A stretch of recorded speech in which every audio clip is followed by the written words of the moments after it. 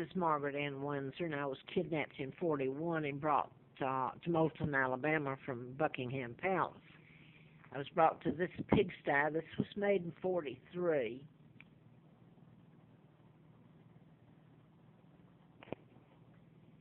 This woman, Lina, I was put there and given the name of a twin. Her twins had been murdered by her, and the family covered it up. This is me, brought there in 41, and this was made in 43, as I say. This is glossed over. They had no cars. They had to bring the tripod camera in from Huntsville or Decatur. Believe me, this was a pigsty here. It only shows the tip end of the porch there. It was hell, the assault and everything that was done there. It's pathetic, really, of what was allowed to happen, while Elizabeth and her dad helped in my kidnapping. And they're illegal. They're part of the New World Order, the Freemasons. And this is my Aunt George O'Keefe, the artist, who my father was married to her sister, Claudia Ruth O'Keefe, Madison, Wisconsin. My mom was a school teacher, not a whore, spy, there's no other word to fit her, Wallace Simpson, and she married a double, look-alike. My own uncle, what would you call him and Elizabeth? They call her Queen. She's illegal, giving away the country, using my money, knowing the hell that's been done to me, not one effort to do anything to stop it. This is her dad, George VI, illegal, 39 the year I was born, and don't they look cute? This is Roosevelt, who appointed Kennedy ambassador to England, and JFK flew in and out during my kidnapping, stayed at the embassy, and his older brother Joe, and now then here is his daughter. Look at her. The Kennedy clan. Why do you think the cover-up happened? My kidnapping and writing about mind control murders and then finding out about my kidnapping, and I ran in the campaign. When one of the doctors and all this, the plane went down, he was on the 007 KAL jetliner from Juneau, Alaska to Seoul, South Korea, that was shot down by the Soviets or the Russians when it veered into their airspace August the 31st of 83. I was flown out to Mr. Flint's, and the person that shot and killed his attorney and shot him in Lawrenceville was programmed to do so. It's part of the programmed mind control murders, and the ones I've spoken about have been deliberately done in patterns. They can be proven, but I don't know. Over time, things change. He just mentions it there. But what I wanted to say, and I meant to get it quick, this was one of the mind control murders, too. They're trying to link it to something else, but it's Fort Hood shooter was psychiatrist from Roanoke, Vinton, where I'm at, but he finished at just college at Virginia Tech, next door to me in Blacksburg, where the 33 shootings happened, mass, April the 16th of 07. What I wanted to make sure on here, I wrote about Andrew Young, or didn't write about it, excuse me, I didn't know their connection at the time. I wrote the book. Got a letter from the FBI, ongoing investigation.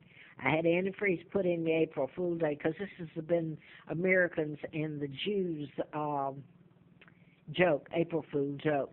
By the way, I'll mention her again, Carol Rogers Simons, that ended up with my apartment at, and I won't get into what they've been doing to me with, if I get a place to stay. There's no room in the inn. It's INN is what I was told when I left Mr. Flint's. So without going any further, she was, I will say that about her. How dare her? She said, you're paying for the crimes that your family committed. She was speaking of Germany and the Jews. Now then, she married a psychiatrist. What's she doing down there at Edinburgh Village Apartments, Square Apartments, where I was lucky to have something? She ends up, and I'm leaving all of what happened to me there out. She ended up with my apartment. She was still there. And I want to tell her, no, Carol, I'm paying for the crimes you committed. You and the New World Order, the Bilderbergers, the Rothschilds, Rockefellers, the Kennedy clan, and then I find out later, and the NAACP have covered it up, Reverend Andrew Young, ambassador to the UN, who helped in taking out Africa. It's a story they do not want told. I could keep going. Martin Luther King knew about it. He partnered with the Kennedys, and all of it was to take down Great Britain and world control, which is in place now. So they all link together. But the part I wanted to say here, and I'm going to title it this, before I found out my name or anything, there was rape and torture beyond belief by a Jew doctor. Can I say that? I've been called and everything in the book done to me, believe me. Hammond Miller, Huntsville, Alabama, 1962, I believe, till about 65, 66. They talk about Selma, Alabama. This is in Huntsville, Alabama, and then it's ongoing. It didn't stop there. And the Kennedy cover-up to all of it. The Kennedy shootings was covered up to cover up the link to me and to the mind control and my kidnapping, programming people, and using the mental health system. But Hammond Miller was one of them that raped, and I'm just going to say her last name, Ferguson Lauderdale. If she's alive, she knows. She come to me and she said, "Has he ever done this to you?" She's talking about psychiatrist Hammond Miller, the Jew. He raped her. He's raped more than her, let me tell you. But then I'm going to fast forward to a man. I was working at the Cosmopolitan Health Spa. Then I was over the ladies' division day in Huntsville in 63 or 64. I can't remember. 64 it would have been. And Gonzalez came in there. He was out at the Army, Redstone Army Base. He's a child psychiatrist. That's his specialty. He had been an intern at Parkland when JFK was brought in there. The last that I knew of him, he was at Parkwood, Cliff Valley Way, and all these hospitals and psych and all this has combined to where it's unreal. So the mental health system is being used in all this.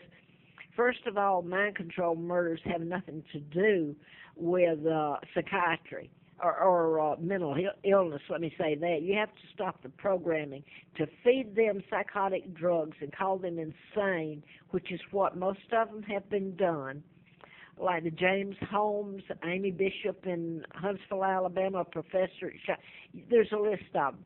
Before I lose track, I just want to, I've done this so much, it's doing me no good. My life has been a living hell, and my sons, my parents, my countries. I want to say this, though. Victor Gonzalez was there at the Army Hospital there at Redstone Arsenal, child psychiatrist.